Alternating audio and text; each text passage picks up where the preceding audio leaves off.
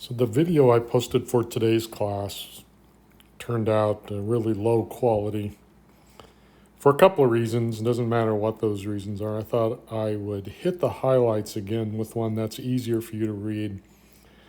I'm not going to go in as much depth. I think you can hear my voice okay, and if you feel like you need a better explanation, you can check out the other one, even though it is hard to see what's going on. So today's class, we're in section 4 of chapter 5, and the topic is comparison tests. There are 2 of them, and let's just get right at it. The first one's just called the comparison test. And if we're given a series, so we look that series over, and let me fix this if I can. And obviously we don't know its behavior. We're trying to determine it. And we think, man, it's a lot like this other series whose behavior we know. So what we're going to do is look the first one over, and we're going to choose, hopefully, a similar series whose behavior is known. It converges or it diverges, and we know it.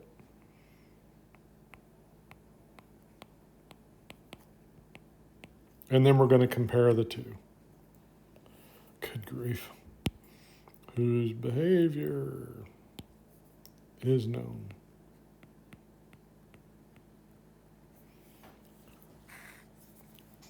So the test goes like this. It has 2 parts. We can prove convergence or divergence, possibly, if we do it right. So the first thing is if the terms of the unknown series, the ANs, are less than or equal to the BNs. It doesn't have to be true for all n, but it has to be true eventually. And the series that we've chosen, the BNs whose behavior is known, if it converges, then the unknown series is known. It converges as well. And you can see it's just common sense. If I add up all of these B guys and it converges, well, the A's are smaller. So how could it get any bigger? It can't. We could even say the sum of this new series, the ANs, is less than, but we're not really interested in the sum right now, only the behavior. And then there's the flip side. If we need all the terms to be positive, but if the terms of, in fact, strictly positive,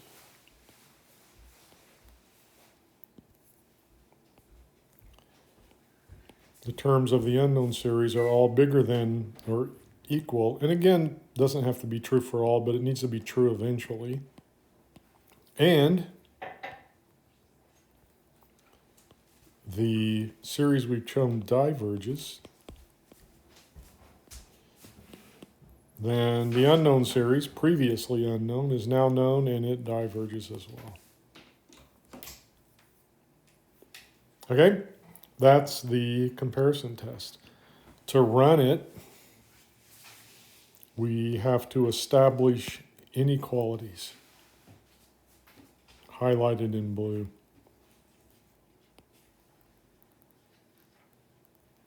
Okay? We haven't really developed any skill in this class or Calc 1 at solving inequalities. So we're only going to use the comparison test if it's pretty easy to establish those inequalities. I'll do some examples in a minute. Remember, the title of this section is Comparison Tests. There's one more, which has a slightly different name. And there, instead of establishing inequalities, we need to compute something that we have a tremendous amount of experience with.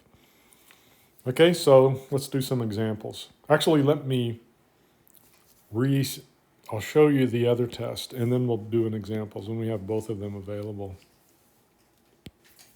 Okay, the other one is called the limit comparison. Well, let's do it in black.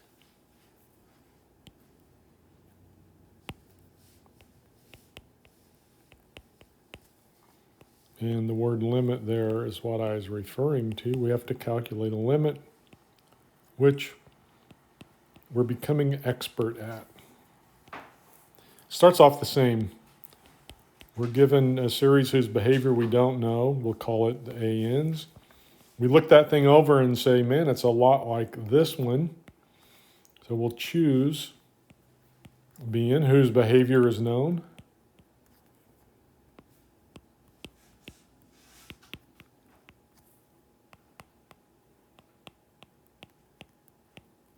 Then we're going to calculate a limit.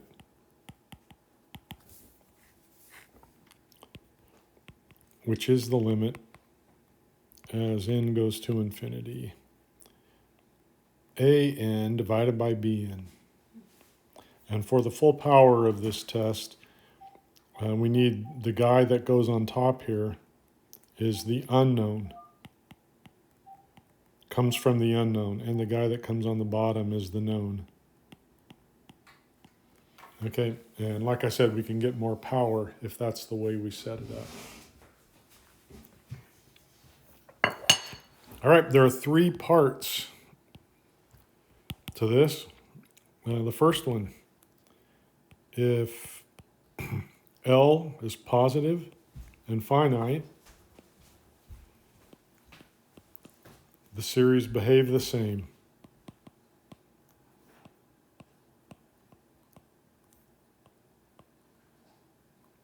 So remember when we chose this series, it's one whose behavior is known. So if it converges and we end up in case one, the value of L is positive and finite, then the AN, the unknown one previously, it converges. If the BN series diverges, then the unknown one diverges as well.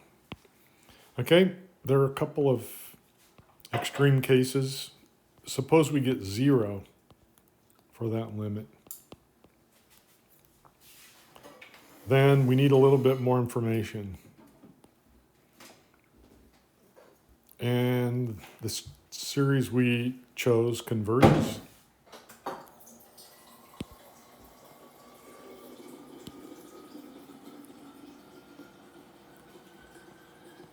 Then the unknown series converges. Okay, and the third possibility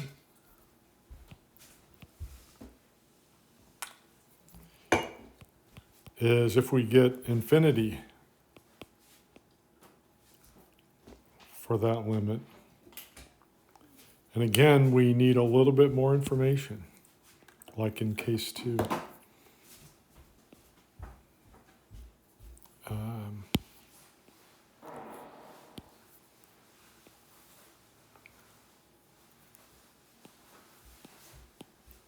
And the sum of the BNs diverge. Then the unknown one diverges as well. And just one little caveat.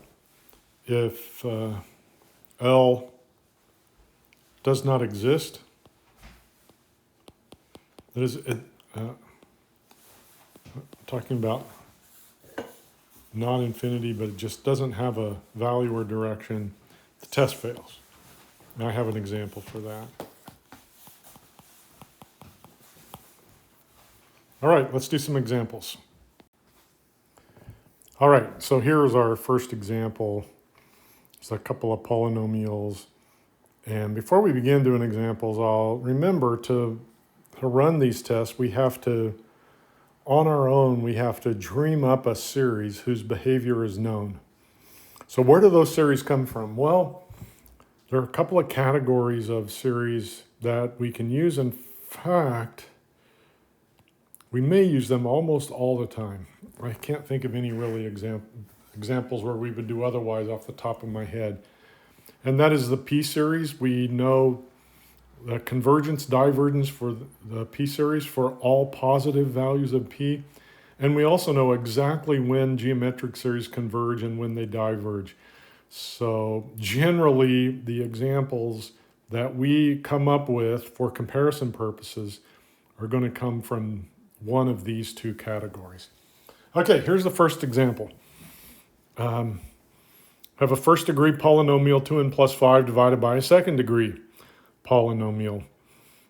And so I look at that and think, man, as n gets big, in the numerator, the 2n is really going to dominate things.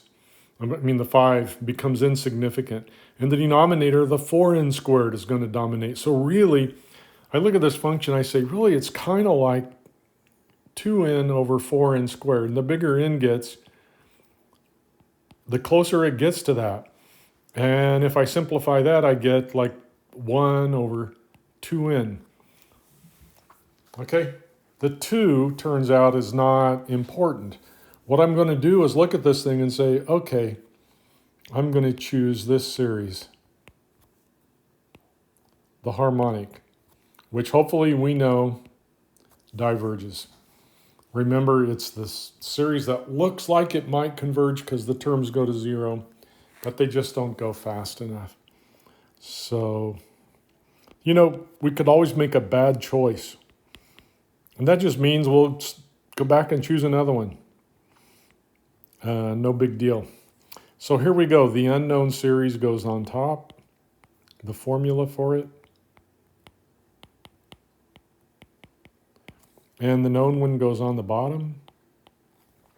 Algebraically, we can flip that n up.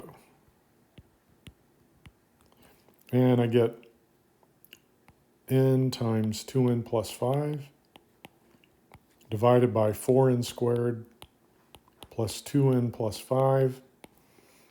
That is a second degree polynomial divided by a second degree. Therefore, the limit at infinity is going to be the ratio of the leading coefficients, which looks to me like 2, 4 equals 1/2. All right, 1/2 is positive and finite. So the series behave the same.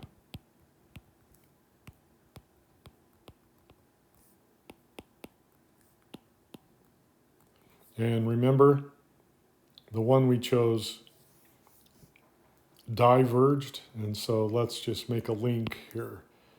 Here's our conclusion, and we'll come here and write our answer, equals infinity. It diverges. Okay, so the key was to really look at this thing and say, man, what's really going on there? A linear growth divided by a quadratic growth, it's going to be like a harmonic. Now, earlier I said that this 2 was sort of insignificant. Let's see what happens if we include it. So let me clean things up here just a little bit. Oh, not that much. So what do we have here? 2n plus 5. Okay. And if this 2 would have been there, I lost my n over here. It would show up here. And then it would just show up in the numerator right here. And we would have 2 times 2, or we would have 4. And we would get 1 as our answer. But 1 is still positive finite. So we'd have the same conclusion. So any constant like that, when we're on the limit comparison, it's not going to matter. I chose limit comparison. I guess I didn't say that. I'll say it right here. I'll abbreviate it. Because I am not at all interested in trying to prove inequalities about a function that is this complicated. Okay. On the next example, we'll use the ordinary comparison test. So here's an example A series we don't know the behavior for. It's not a p-series. It's not a geometric series. And so we don't really know. Maybe there are lots of things we could use to analyze it. I'm going to use one of the comparison tests.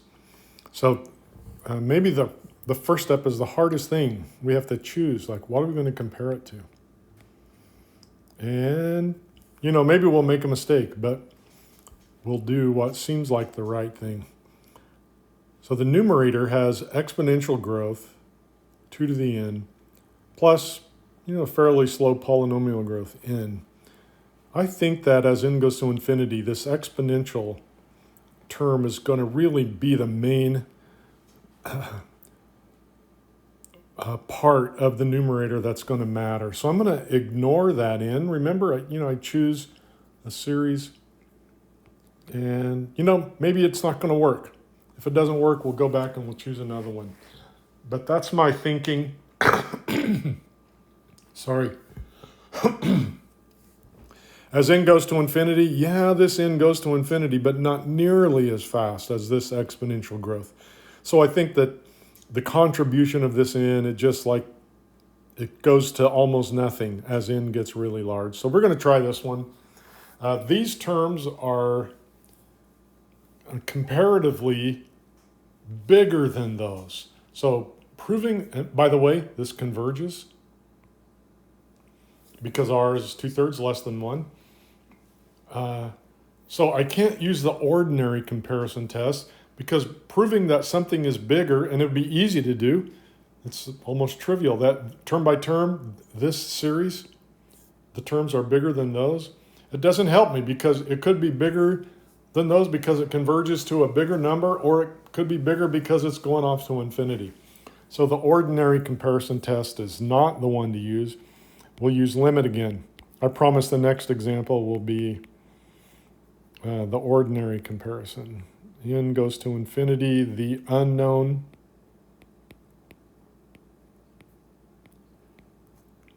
over the known, which equals the limit as n goes to infinity. When you flip that denominator over, we get 3 to the n on top, 2 to the n on the bottom. And then from the numerator, I have the 3 to the n and the n plus 2 to the n.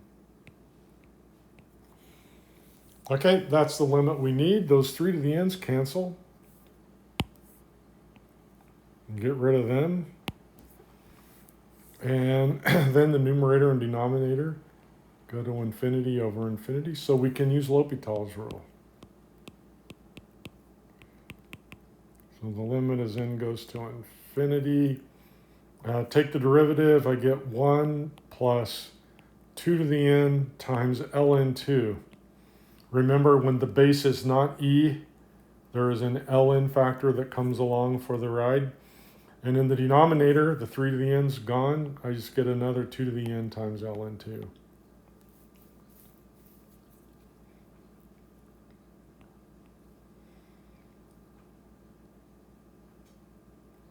All right. I could do L'Hopital's rule again. We still have infinity because of those 2 to the n's. I guess let's do it. I mean, there's another way we could go about it, but we'll just stick with L'Hopital's rule. One more derivative and this thing will be gone. In fact, the derivative of the numerator is 2 to the n ln2 squared. Going to kick out another ln2. Same thing in the denominator. And that function is 1. 1 is positive and finite, so the series behave the same. Remember, the series we chose converged, therefore this one converges. And we're done with that problem. One more. All right, this one I'm going to do using the ordinary limit comparison. And maybe when we're done, I'll try to use the limit comparison, and it's going to fail. And I want to show you how it fails. All right, so notice this one has a kind of an interesting new feature, this -1 to the n. We've seen that before. All it does is oscillate back and forth between 1 and -1. So notice the numerator never ever gets bigger than 4. In fact, the numerator is always 2 or 4. It oscillates back and forth. Okay? The important thing is it doesn't go to infinity or anything, just 2 or 4. 2 or 4. And so really, the end of the 3 halves, the denominator really controls what's going on here. And so we're going to choose, we'll do it in black, our comparison. And this is the one I'm going to choose. And this is, think about it for a little bit. I need my end of the 3 halves down below. And then in the numerator, I'm going to pick 4. Because the numerator of the given one over here never gets bigger than 4. Now we know that this is take the 4 out, this is a p series, p equals 3 halves, which converges. And, if I multiply every term by 4, it's just going to converge to 4 times whatever the p series converge to. So we definitely have convergence here. And now, I need to prove an inequality. So this is the ordinary comparison test, CT. So I know the numerator never gets less than 2. That doesn't really matter. It never gets negative. That's what matters. Which is less than or equal to 3 plus minus 1 to the n, which is less than or equal to 4. Okay? And then I can divide through these inequalities by n to the 3 halves. Because n is positive, that's a positive number. And so the inequalities stay the same. N to the 3 halves. Okay, now notice I've started with features of this unknown series, and I chose this guy, and then I managed to build up both the unknown series and the one we chose. And I know absolutely that the terms of the unknown one, term by term, they are less than or equal to the terms of this one up here that we know converges. Therefore, it converges. So all the terms are smaller, maybe in red. All the terms are smaller. So then I'll write my answer up here. This series converges. It's less than infinity. Okay. I chose the 4 here because that is the biggest the numerator can be. But it turns out any number bigger than 4 will work just fine. I could put a 5 there, or I could put a 55, or whatever. As long as it's bigger than 4, then the inequalities are easy to establish. Now, I promised you one more thing, and that is what happens if we try to use the limit comparison test. And it's going to fail. I'll just warn you. So, we probably would choose the same series. Although, if you think back to the previous example, for the limit comparison, because we're not establishing inequalities, the 4 probably not important. So I'm going to choose just the p series. And the fact that I didn't include the 4 is not why the test is going to fail. You'll see. And so now we're going to find the limit. N goes to infinity. The unknown thing, 3 plus minus 1 to the n over n to the 3 halves, divided by the known thing, 1 over n to the 3 halves. Hopefully you can look ahead and see those n to the 3 halves are going to cancel. And it leaves me with 3 plus minus 1 to the n. Well, that's the numerator. The thing we've already observed just goes back and forth between 2 and 4. So that limit does not exist. And therefore, we can't find a case of the limit comparison theorem that will tell us the answer. So we couldn't find L. We need L to apply the results of the limit comparison test. So no such L exists. And therefore, the test fails. All right. There are lots and lots of interesting examples I could give you. I posted pictures of some, and then over the next few days, I'm going to be posting solutions to those problems. Maybe at first I'll post just the series that you should use to compare it. One of them. I mean, a lot of times, I think maybe every time, there are lots and lots of good choices. But maybe there's one that is the most obvious choice. Okay, so I'll post those. Eventually, I mean, maybe I'll assign some of those specifically. And then a day or so later, I'll show you a series that will work for comparison. And then a day or so after that, I'll supply solutions. If you're watching this and you're in the afternoon class, I didn't have time to tell you that the online homework problems for this section are really weak. There are only 5. I think I assigned 4 of them, and they're all basically the same thing. You do it 4 times.